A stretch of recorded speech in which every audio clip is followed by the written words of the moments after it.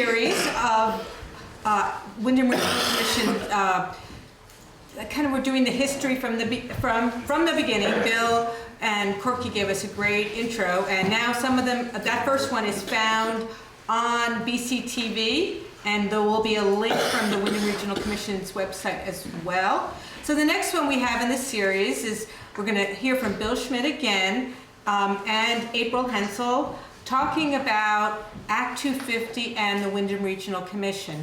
As you know, at the last meeting, Bill ended with some of the history regarding Act 250 and how a lot of it was formed because of some of the work that was happening down here. So now you're going to hear a little bit more. So I'm going to invite April and Bill to come up. And anybody wants to know who April is? Oh, sorry. April Hensel is our district environmental coordinator that we work with, and we've worked with since a long time. How long have you been there? 1984. 1984. Wonderful. And she really is the expert in the area on Act 250, and she works with our staff really well. So good to meet with the commission again.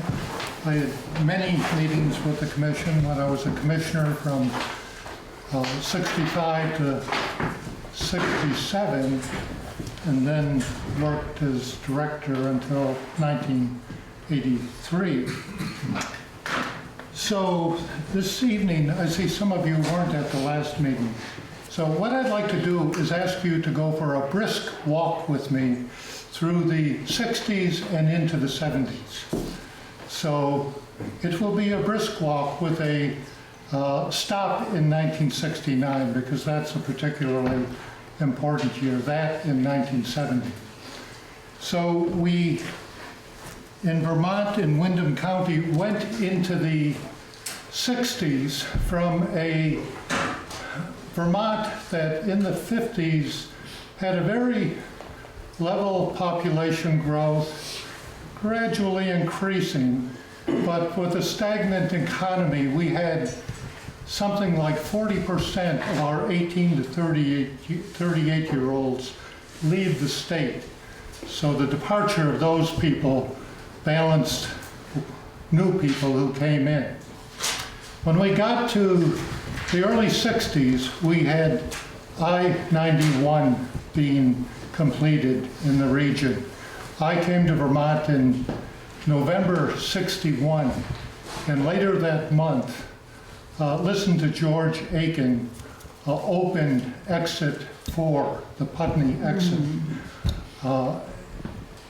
Also, we had from 1955, when Mount Snow was founded, through the late 60s, 8 more ski areas. We had 9 ski areas in the region by the end of the 60s. So we also had gradually increasing population growth. And we know that it increased because in 1963, there were more people in Vermont than cows. That was when we passed the milestone. And we also had Governor Hoff elected. He took office in 1962. And 2 of his major interests were economic development and environmental protection. And on the economic development front, he hired Al Moulton to be his director of development. And Al is the one who coined the phrase, Vermont, the beckoning country. This is a piece from a New Yorker article in the late 60s. Here's the full article. There's a country road I'm going to take someday. The great and enduring qualities that have made Vermont what it is still blend pleasantly with the present, setting aside this unique place and its people. Less traveled roads, an unhurried pace, the quiet splendor of the mountains, lakes, and valleys have moved many to call Vermont their second home. We invite you to come share Vermont with us this year. And people came. We had the commission itself born in 1965, and then it grew some additional wings in 1968 when the Windham Regional Planning Commission became the Windham Regional Planning and Development Commission. And with 1968's legislation, there also came funds for the commission to hire its own staff, at which time I became the director. In moving to 69, we had a new governor. Governor Davis took office in 1968.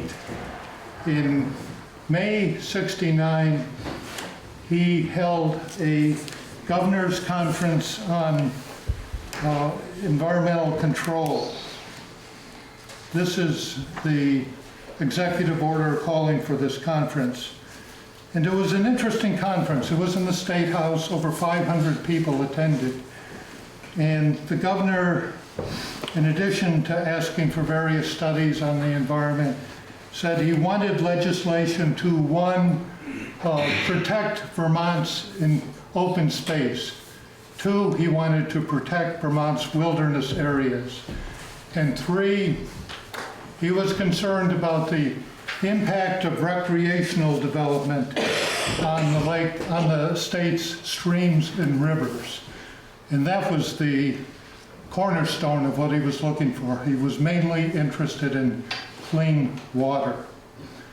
What he didn't say was as important, or even more so in some ways at that time, than what he was calling for, because he didn't say anything about the kind of development that was going on at that time in southern Vermont, particularly in the Deerfield Valley. So, following that conference, at the end of the month, on May 30th, the Brattleboro Chamber of Commerce had its first Governor's Day in Brattleboro.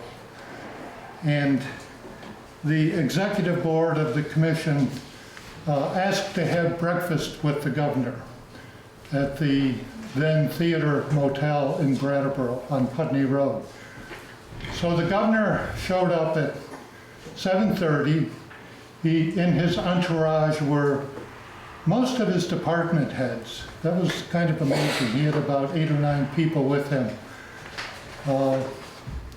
So what the purpose of the meeting was to share with Governor Davis the story of what was happening in the way of second home, vacation home development, primarily in the Deerfield Valley, from Whitingham up to Stratton, but focusing on Wilmington and Dover. Jack Veller, you know Berkeley and Veller Greenwood Country, this is the Veller of that business. A realtor, he was then also a chair of the Dover Planning Commission. Very bright and a very articulate guy, also chair of the Regional Commission at that time. And he was greatly concerned about the kind of development that was occurring. So Jack and others amongst us talked to Governor Davis about what was happening. And it was a really fascinating meeting. You could see the governor liven up throughout. What I thought would be a 1-hour meeting turned into over an hour and a half. And when it was over, he said, I want to come back within the next 2 weeks to see what you told me about what's happening in Dover and Wilmington. He came back 2 weeks later, and we spent the morning into the early evening with him. And what I'd like to do now, we're up to 69, and I want to just take you on a bit of the tour we did with Governor Davis in Wilmington and Dover.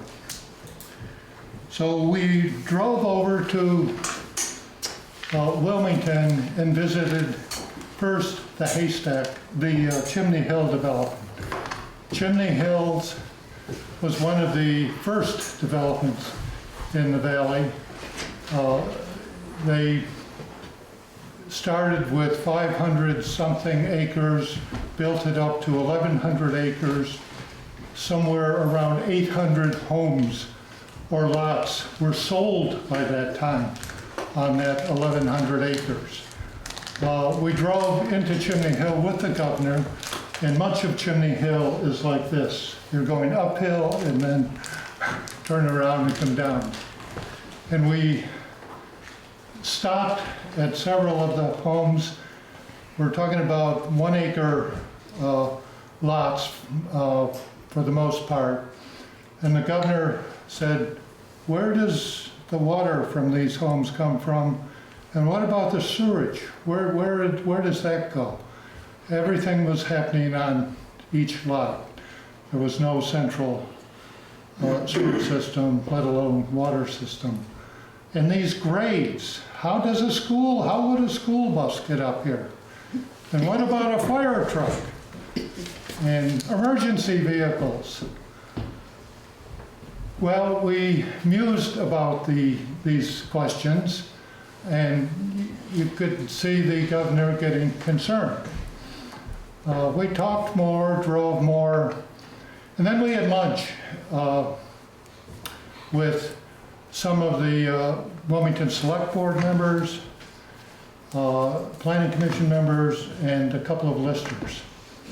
And that was when the governor got an earful from town officials who were really concerned about what was going on. It was development of a magnitude that was beyond them. They just couldn't deal with it.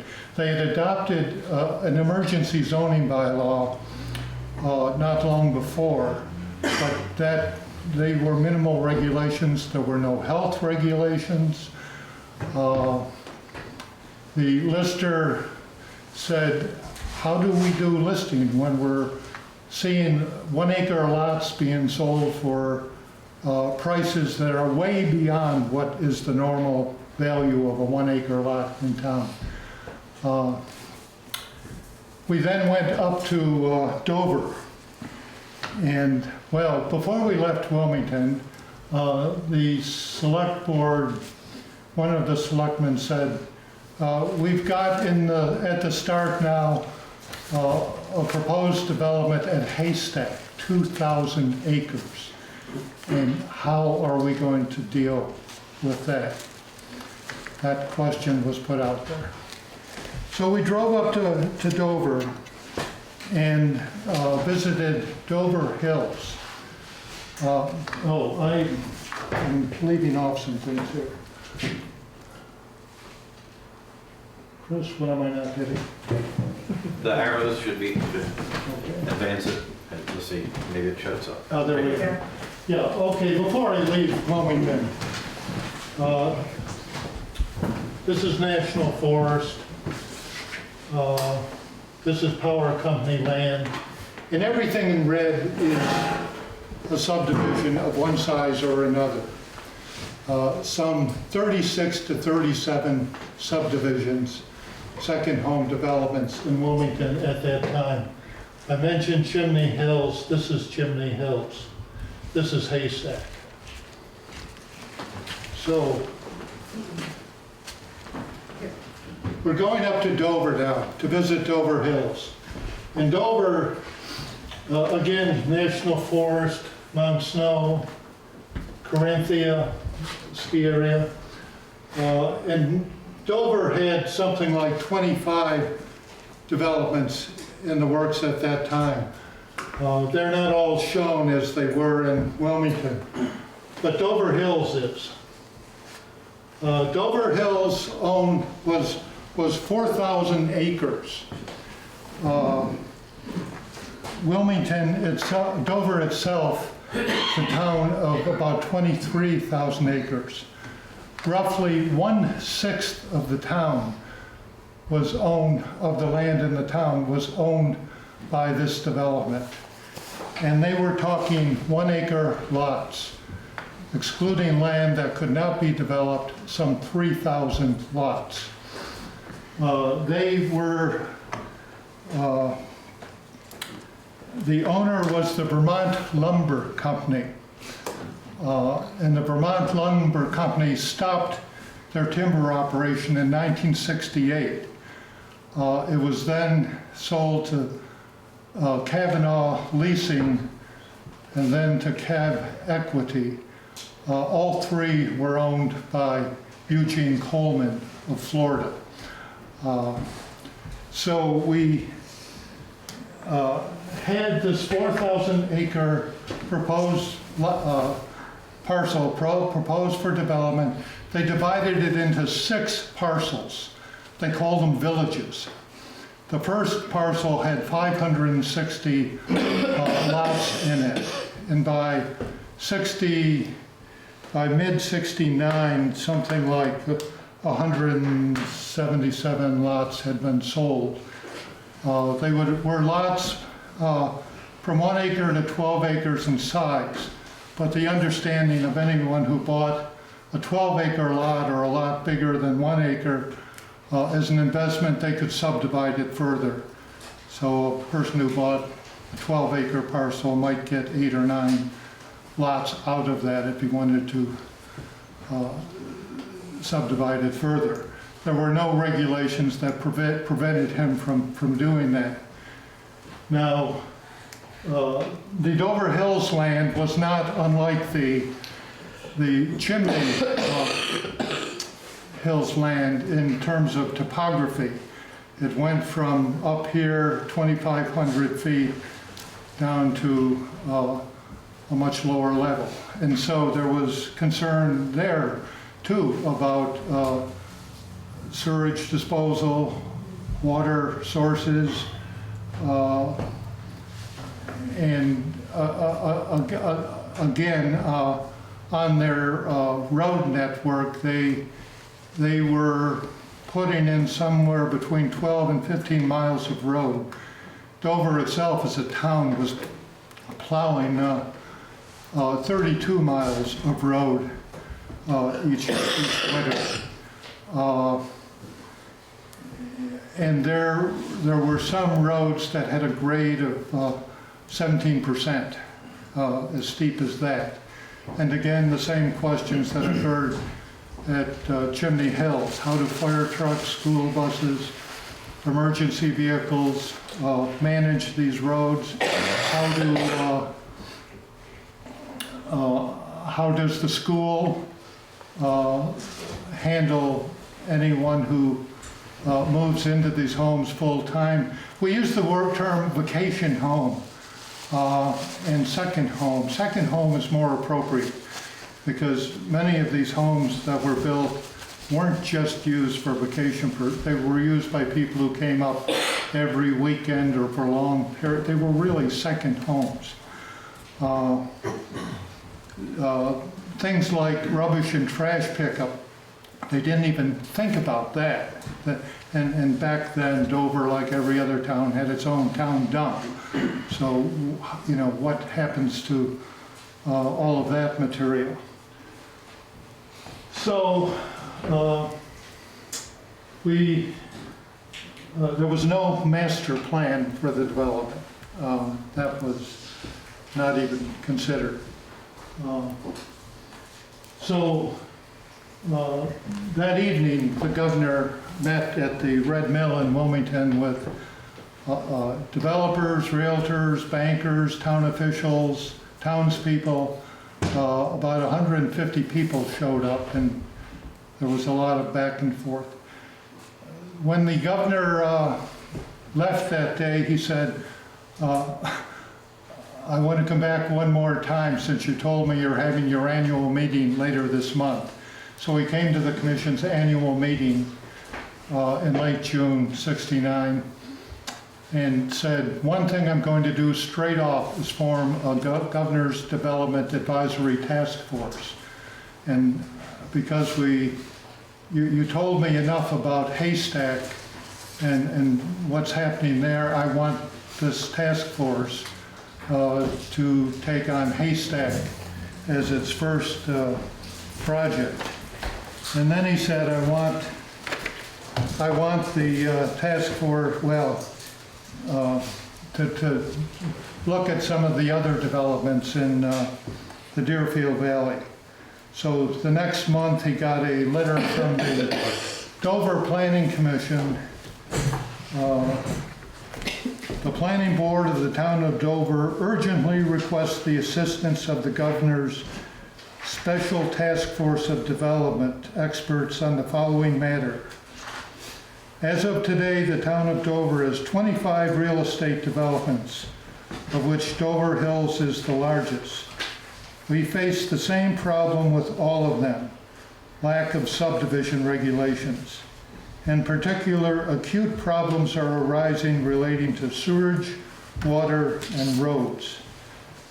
Dover Hills consists of approximately 4,000 acres of land. We have on file with the town clerk maps showing a total of 505 one-acre lots. That's in the first village I mentioned. Of these, 177 lots have been sold. The principal road leading into Dover Hills is located in the center of West Dover Village, off Route 100. As Dover Hills grows, we anticipate a major traffic hazard in West Dover Village.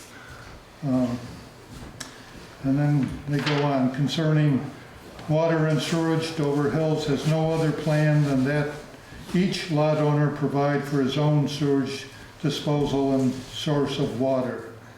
Considering the nature of Vermont soil, the poor quality of natural drainage, and the altitude at which Dover Hills is located, to mention only 3 factors involved, we feel that our concern toward this aspect of development is thoroughly warranted. Moreover, whether these lot owners are able to procure clean water will wholly depend on the proper and adequate disposal of sewage. We hope that prompt action will solve our problems. The Dover Planning Board is prepared to meet with the special task force at any time. So, the governor decided that month to give his new Environmental Control Commission, which was formed at his conference in early May, another task. I want you to take up land development control as a major item. That's to stand right up alongside clean water. So the Environmental Control Commission had that as a mandate from the governor. Over the rest of that year and through the 1970 legislative session, a lot happened to move action in the development control direction. In September, the health department at the governor's instigation adopted interim emergency health regulations. The task force met with a number of developments in the Deerfield Valley, including some at Stratton. The governor himself got personally involved with International Paper in their development plans for their land in Stratton. And he got them to, he met with the president of IP and got him to back off. A huge mobile home park was planned for Somerset, and he got his oar in that water, and that got scratched.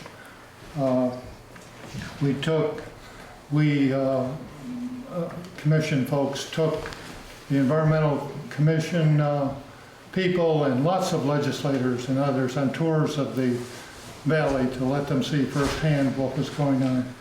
So in March or April of 1970, Act 250 passed. And then in May, we had a grand conference, morning and afternoon at Windham College on environmental legislation, implementation, administration. I just discovered the agenda the other day. It's a who's who of Vermont environmental interests, starting with the governor in the spring of 1970. Fascinating. I forgot a lot of this. It's great. So what did the commission do as a follow-up? And this is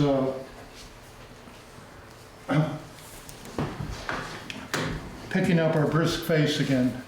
The first thing we did in 1970, while Act 250 was in the works, we had the good fortune to contract with Ian McHarg, the nationally known landscape architect, to do a study of Dover and Wilmington. And the father of GIS. And the father of GIS, an ecological planning study. And for the next 2 years, he and his staff, with some local folks helping out, gathered all manner of information and came up with this really fine report on development and how to deal with it in those two towns. And on the state level, Act 250 called for the development of a couple of plans. First, a land capability plan, an interim land capability plan, which is on the right, the green one there.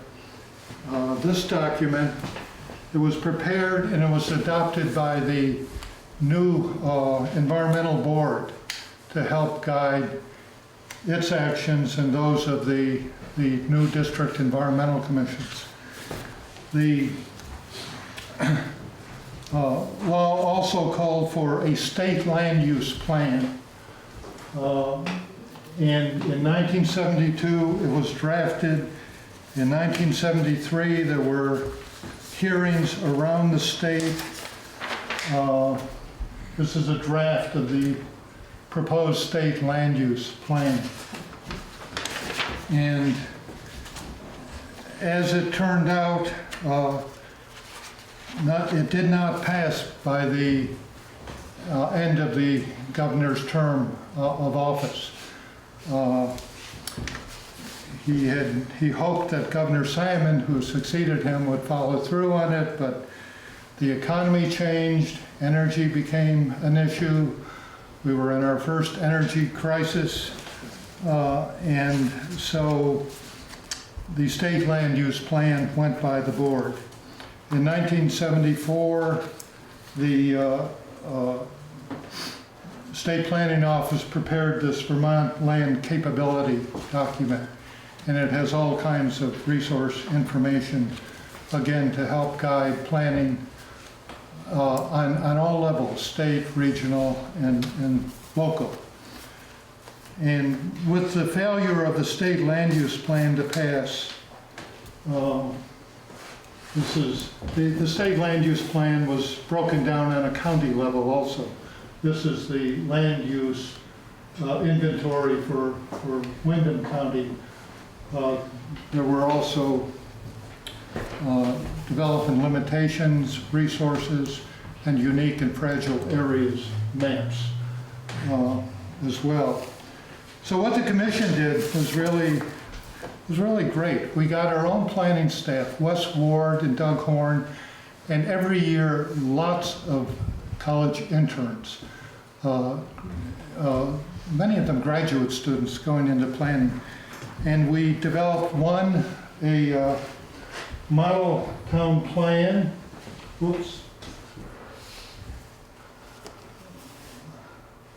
and a model zoning bylaw based on the land capability plan information and framework. And we also developed the second regional plan in 1976 and 1977.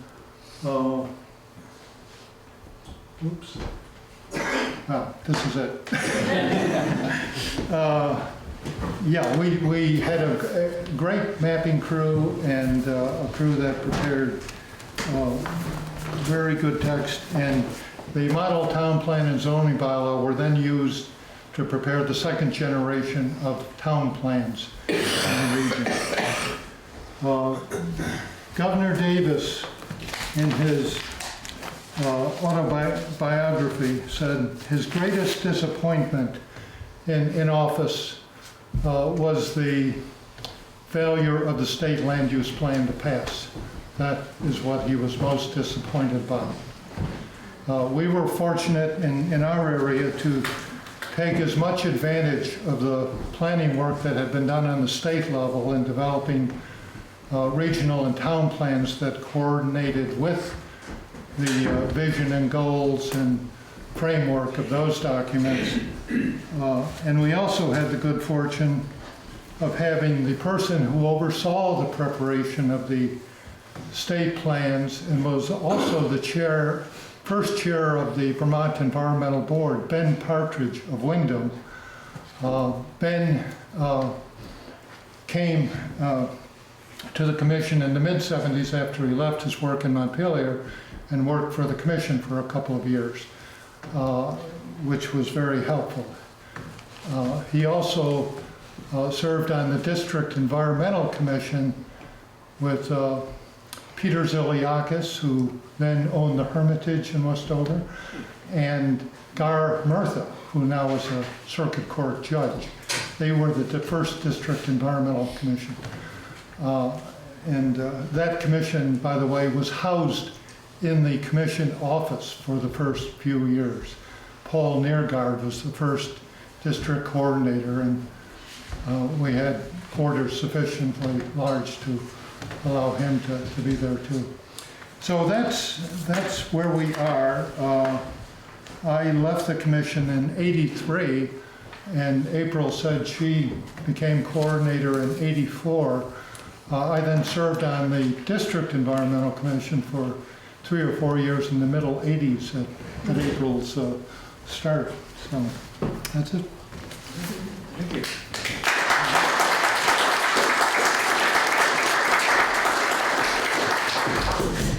This side there Questions? goes. Oh, if there are any questions? Could I Was take April one? presenting or was she? Well, I would just, do you Well- want questions for Bill first? We can take a couple and then April can, yeah. Yes, I was wondering if any of these two parcels were offered to anybody else before they developed them, like the National Forest, because both parcels border National Forest. No, the developers were clearly interested in making money. I don't have it right here, but I Like could. the Vermont timber land, I was wondering if the National Forest had approached them to buy the land before. No, this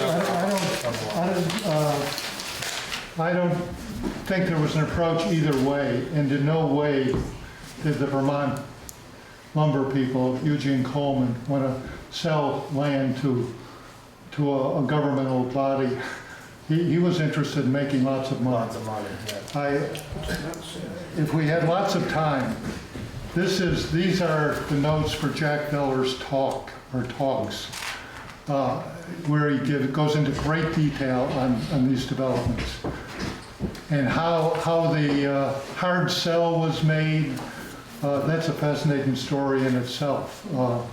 The sit salesmen who would go to people's homes in Connecticut, Massachusetts, and New York and persuade them to buy a lot because it was a good financial deal. But anyway. Could I see that Ian McCarthy report for Sure. a couple minutes? There it is. We also have a copy of that report in our library.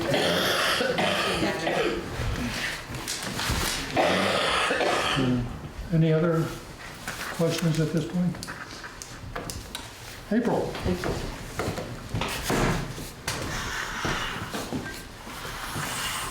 Isn't it amazing how modest Bill is in this talk? He hardly mentioned anything that he did, but for his actions, I would not be standing here and I wouldn't have worked for the state of Vermont for 30 years. So thank you, Bill, for everything you did to give me a job.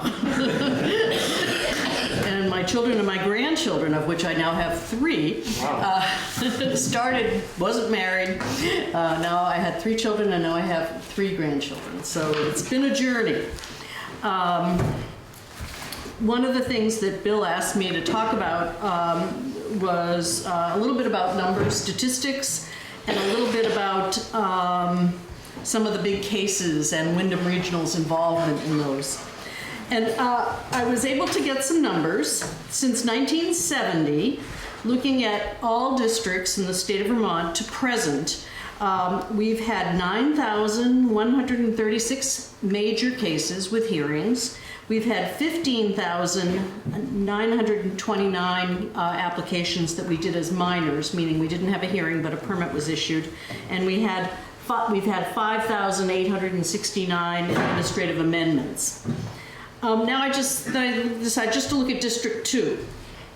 From 1970 to today, we had 1,480 majors, 2,422 minors, and roughly 1,000 administrative amendments. Then I decided to look at, since I've been working there, because that's kind of interesting. And since I had the job, we've had 905 majors, so those are all the hearings. That was a lot of hearings. 2,114 minors, and again, about 1,000 AAs. So you can see that there's been a big jump in numbers from 1984 on. We've had economic ups and downs, but we've had lots more applications in the last 3 decades than we had in the first decade. And one of the first cases that I wanted to talk to you about, just to give you, I know all of you probably have some overview about what Act 250 is, all the 10 criteria, yes? Yes? Yes. Pretty much? Okay, good.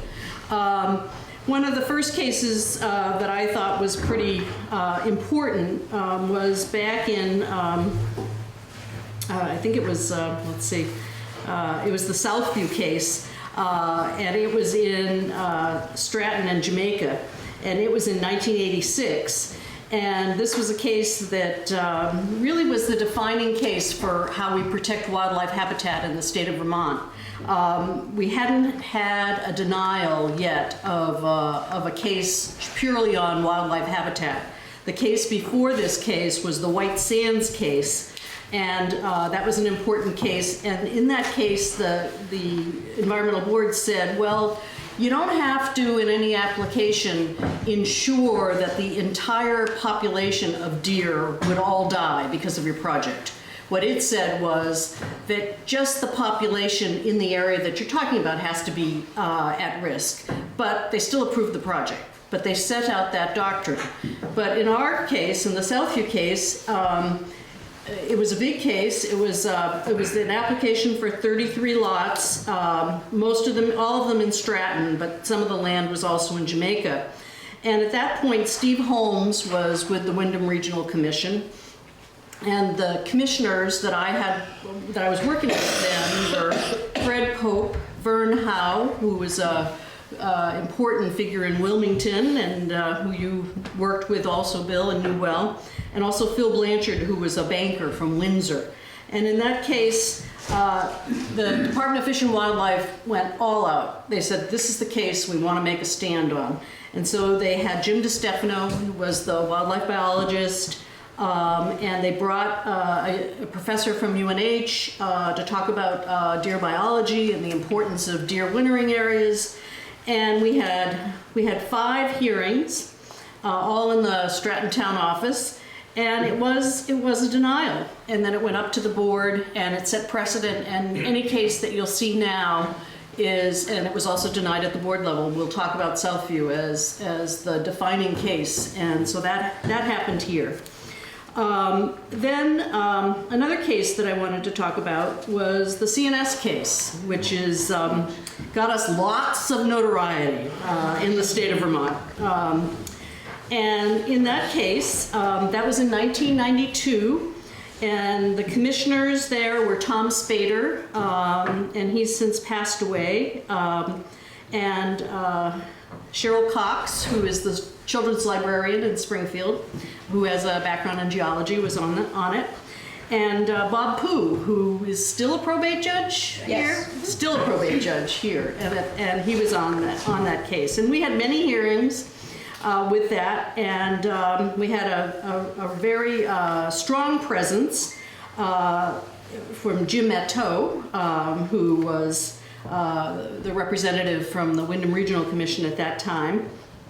And we issued a permit for CNS, but with lots of conditions about kind of really important conditions about air quality monitoring, because the process kind of brought up the whole issue of the inversion levels and what about particulate matter, what about CO, what about nitric oxide. So we had conditions about monitoring, and there was citizens groups that were involved.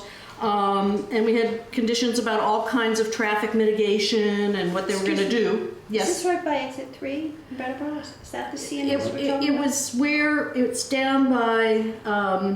Yes. Okay. North of. Yes. But this case was not there. It was down where the movie theater and everything was. It's the who had it for a while Where after that. Staples is now? Where Staples is now? It's the bigger case behind there. Okay. All right. I'm sorry, I have a little bit of memory problems now. And I tell people that I'm very good at Act 250 stuff, but this is kind of putting me to the test, because I just wanted to understand. like the other day I was at the grocery store and they said, well, how old is your grandchild? And I looked at my husband. Is it 2 or 3? I don't know. I wasn't sure. So my husband knew. So we were all right. It's new chapters ended up taking over that property. Yeah, that's the property. And it also, that's where the organic food place co-op, Northeast Co-ops. Had it before then, yeah. But that was where they wanted to go. And there was a lot of concern about expanding to that area in town, and Brattleboro was concerned about it. Windham Regional was involved. Citizens groups were very involved. But the commission ended up issuing a permit, and Bob Pooh dissented. He didn't think that was a good idea for the town of Brattleboro. But CNS was willing to live with it. Nobody knows this. CNS was willing to live with it. They didn't appeal it. Everybody else appealed it. The citizens group appealed it, the town of Dummerston appealed it, everybody got involved in appealing it. But what happened with that case is it was sort of, it was looked at that, isn't Act 250, the board also approved it, but the board approved it with some additional conditions, and CNS said, well, forget it. This has just been too hard on us. We're going to go and, be somewhere else. And they did. And whether that's a good thing or a bad thing isn't for me to judge, but that's what happened. But there was fallout from that decision. I think my commission tried to do a really good job in saying, how can you accommodate this development, without having a lot of significant adverse impacts. But the fallout was sort of, I think the chair of the environmental board, Elizabeth Courtney, didn't get confirmed by the Senate, so she was out, and there was feeling like Act 250 was too had too much authority in the process of land use regulation. So that was kind of a tough time after the CNS decision. I have one more question, just Yes. because I think this is interesting. Yes. Is that the CNS, did they go to where they are in exit 3, or is this their facility that they now have in Keene? They moved to Keene. Yeah, they were already had lots of facilities, and we had done lots of permitting for the stuff at exit 3. All of it went So fairly, this was going to be a fairly much smoothly. bigger. This was going to be an expansion because they needed to expand. What I learned about development is, this is about as far as they wanted to go up. They didn't want to go up any further in Vermont. They didn't want to go to White River Junction. They wanted to be where they were or further south. And so this was a good place for them, but they didn't want to look at other sites up further. Another case I wanted to talk about was something that we talk a lot about now is master plans. And the Stratton Master Plan really kind of, I hope, is a contrast and really looks at the effectiveness of Act 250 from what you all wanted to do to where we got to with the Stratton Master Plan. Because in that case was at the commission level, was in 1999, and Tom Durkin and Susan Spalding. Susan used to be the town manager of Chester for a while, and she was one of our commissioners then. And Tom Durkin is now the environmental court judge, and you know him from Brattleboro as an attorney who was in practice, I assume. And at that time, it was again Jim Matteau and Melissa Reichert who were involved in the Stratton Master Plan review. And the Stratton Master Plan, you know, is sort of an example of how the commission did such a good job looking at all of the criteria and how the parties used the process so effectively. The towns were really involved. The planning commissions were involved, the select boards were involved, the fire chiefs were involved, and the Windham Regional Commission was very involved. And we had a citizens group, SAC, who you probably know from Darlene Palola and the Updegroves and others were involved in. There were so many issues in this case, but one of them was water quality. This was in 1999, and I said 1999, and even though Stratton had been doing a lot of development, it didn't look as big as it looks now, but it was pretty big even in 1999, and as a result, there were two streams that didn't meet water quality regulations, but they'd all been getting their stormwater permits, and they'd met all the technical requirements to get their stormwater permits. And here we were, the citizens group comes in and says, hey, you know, we've got these pristine areas and the streams aren't meeting water quality standards. And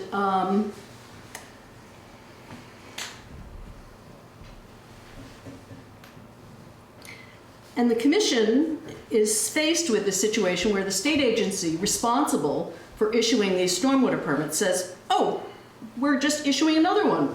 You know, here it is. Here's your water quality permit, they're good to go. And the commission says, well, wait a minute, something's wrong with this picture.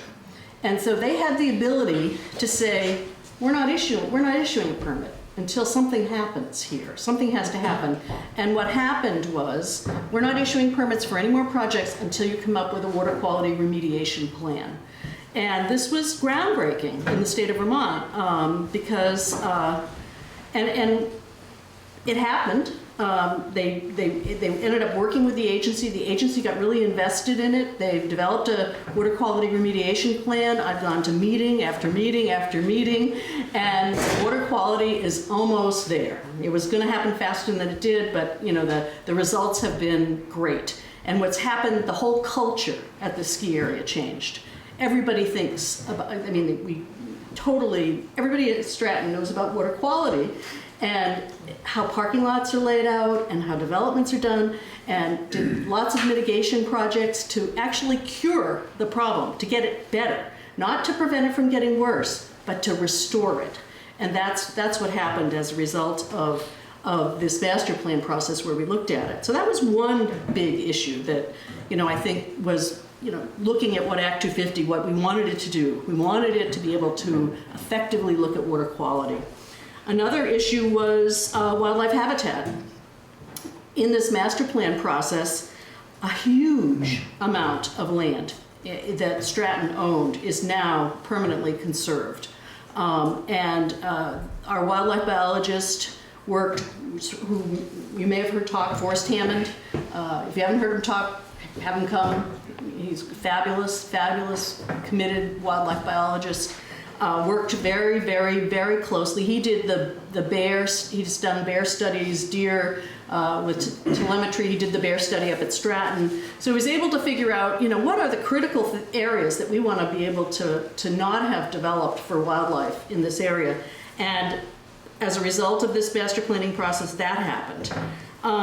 Forestry management plan for all of their foresting, that happened. What else happened?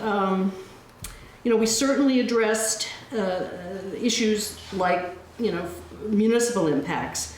Traffic calming in the villages? Oh, yeah, traffic. That was something Windham Regional, I wanted to mention that. I actually have it in my notes to say. Windham Regional was very involved in that because the whole traffic thing, because of your resources, which we relied upon, of evaluating these fairly massive traffic reports as to how to figure out what to do. And one of the traffic calming projects was actually implemented. And it was a mitigation through Act 250 that they were required to pay for it. We tried to look at practically what could you do, and that was one of the practical things you could do. Other things that Act 250 does is look at demand management of, say, you have rentals so you can balance out when all the people come, because we're trying to avoid traffic at peak hours. But anyway, other things looked at air pollution, required these people all meet the state of Washington standards for any fireplaces, because the state of Washington is ahead of Vermont on air quality standards. And that's the kind of thing that Act 250 can do that other regulations, that we're the only ones that get to do some of these odd things and go beyond what the state regulation is. And what happens a lot of times is Act 250 might get in there first, and then the state will follow. And that's what happened with the water quality remediation plan. The plan that was developed for Stratton became the template for Chittenden County, with their TDML programs of looking at impaired watersheds. So those were some of the great things that happened. Another thing that happened was the concern about affordable housing. There was a condition that they have to pay X amount of dollars to the Housing and Conservation Board for affordable housing projects, and that's happened for all the ski areas in the district. And the first one was in Ludlow, where the ski area actually found investors to build an affordable housing project, but later it got morphed into having them contribute to the Housing and Conservation Fund and having that fund be leveraged in addition to other dollars to help fund affordable housing projects by the groups who know how to do them best, which isn't ski areas. And the ski areas, actually some of them have tried to do some of their own affordable housing projects, and Okemo was the only one who actually pulled it off. So that was Stratton. And I just wanted to talk a little bit about the role of the regional commissions. The role is different around the state from different regional commissions, and I don't know how much you know that. Some regional commissions really do not participate in Act 250 to any degree. And they're actually more development oriented and are not big participants in Act 250. Thank you. Windham Regional is not like that. Windham Regional has always been present, involved. Personally, I've always felt like a collegial relationship with Windham Regional because I knew that they cared about the issues, whatever they were. And so for me, it's been wonderful to have Windham Regional as one of my two regional commissions because you've been so involved. And that isn't the case everywhere. And one of the other things I wanted to mention was, there is I know you have diverse roles. You have huge roles in helping towns plan. You have roles in traffic and issues like that. But the importance of your role in Act 250, I think, given that the state has not made a commitment to the state land use plan or a regulatory system such as Oregon has, which says, these are the places we're going to develop and these are the places we're not. If that were in place, we wouldn't need Act 250 the same way that we do today, but there is not the political will to do that. There still isn't even the political will for all towns to implement zoning and subdivision regulations. My town, I served on the planning commission for a number of years. I don't know how many because I forget. And we tried to introduce zoning once. I wrote a grant to do some very limited zoning on the scenic highway, and the select board decided not to pursue the grant. And some towns just do not want to have zoning and subdivision regulations, but my town thinks Act 250 is great. And, and it's something they know that if a big project comes in, Act 250 will help us out. So we've got a situation where If you have a town plan. if you have a town plan. What town is yours? My town, I'm sort of in transition because I've lived in Cavendish and I've just moved to my husband's mother's home. And so now, everything's still a mess. But in Weathersfield. So I haven't gotten part of the community there. I still feel like Cavendish is where I've lived. All my kids went to school there and, all that. But anyway, I've just moved into this new house. But I looking at it from my framework, the crisis that Bill had was very advantageous because that's how Act 250 got passed.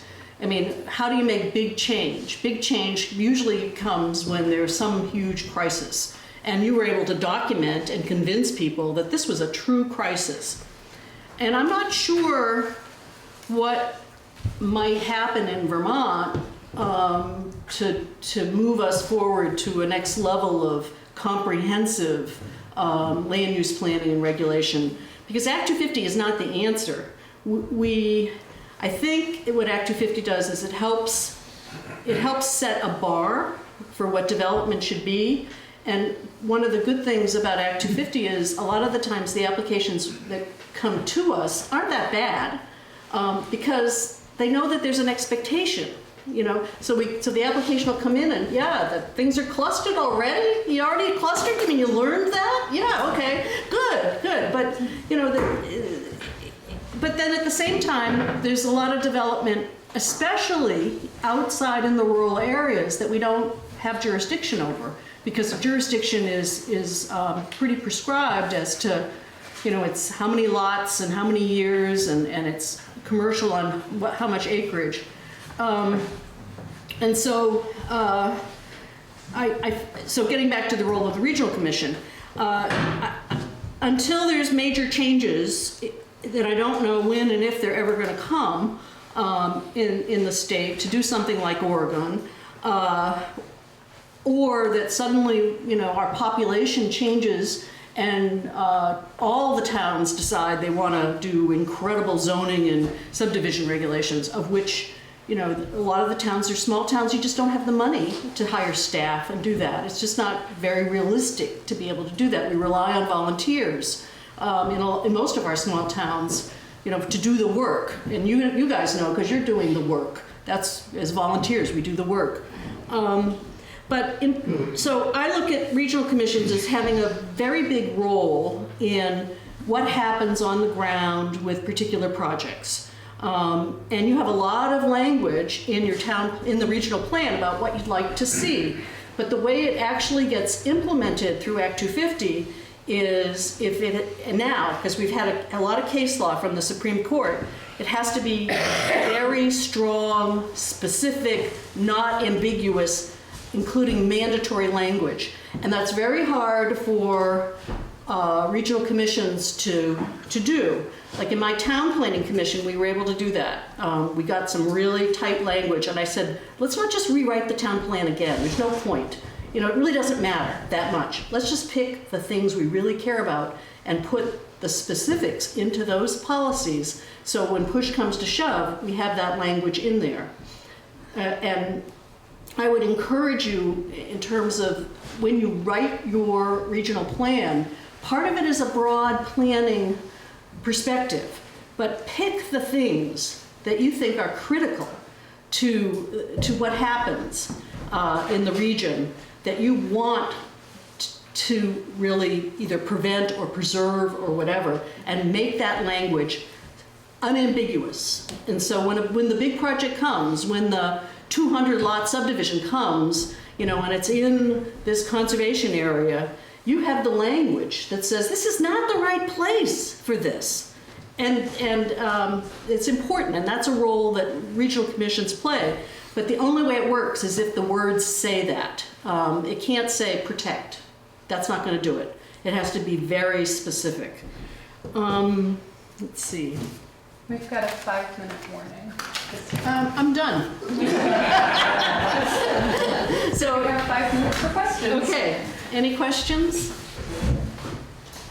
Yes. Coming here from elsewhere, I'm still wrapping my head around the specificity that the case law and all requires a plan to have, as opposed to an ordinance or a bylaw. And it's a lot of burden for a plan, which is really a guidance document, establish your policy. Typically, right, in other jurisdictions, it would establish the policy from which the specific rules and all follow. And to me, that's one of the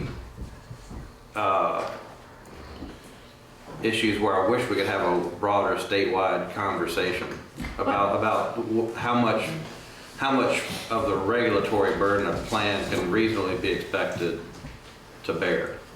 It's your choice. And I wanted to offer as an example, the Two Rivers Ottaquechee Regional Planning Commission has written some very strong language about what they want and what they don't want at some of their highway interchanges. And they participated very actively in a case called B&M Realty, Scott Milne in White River Junction. And this was a candidate for governor who had his Act 250 application in, but they had the wherewithal to say, we're going to participate, and it does not conform to the language of our town plan.